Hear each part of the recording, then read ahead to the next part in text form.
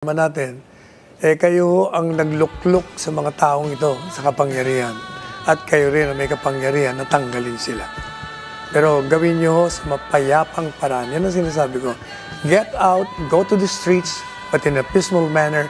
You have to show na you are against what this government is doing peacefully. And that is your right.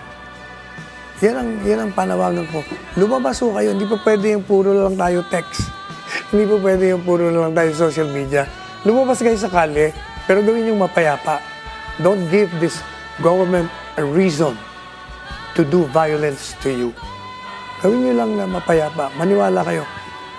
Pag nakita ng puwersa ng Pilipinas o ng sandatang lakas na itong gobyernong ito ay wala nang suporta sa taong bayan, palagay ko sila mismo sasabihin sa gobyerno, sorry po, mukhang wala nang suporta sa inyo taong bayan. Paano ba yan?